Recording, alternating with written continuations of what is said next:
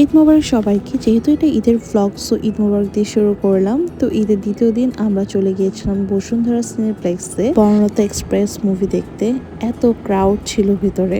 ঢাকা শহরে আর কোথাও না হোক, সিনেপ্লেক্সে গেলে একটা ঈদ ঈদ ভাইব পাওয়া যায়। যাই হোক, আমরা হলে পৌঁছলাম টাইমলি এবং কোনো ডিলে ছাড়া মুভিটা স্টার্ট হয়ে গেল, যেহেতু এটা 8টার শো ছিল। এই মুভিটা যেহেতু হুমায়ুন আহমেদের কিছুক্ষণ উপন্যাস অবলম্বনে নির্মিত, এটা একটা রাতের গল্প, একটা ট্রেনের বগির গল্প। বাট এই গল্পের প্রত্যেকটা ক্যারেক্টার, প্রত্যেকটা মানুষজন এতটা এনগেজিং ছিল এবং প্রত্যেকটা কাহিনী এতটা এনগেজিং ছিল যে এক মুহূর্তের জন্য আমরা বোর হইনি। কিছুক্ষণ পরপর ক্ল্যাপ বাজছিল, সিটে বাজছিল, আবার হাফে ছিল মিক্স অফ ইমোশন। এখানে সাবিলা নূর, শরীফুর রাজ, শ্যামল মাওলা, চঞ্চল চৌধুরী, আজমির হক বাদন থেকে শুরু করে এক একটা অভিনেত্রী তাদের বেস্টটা উপহার দিয়েছে।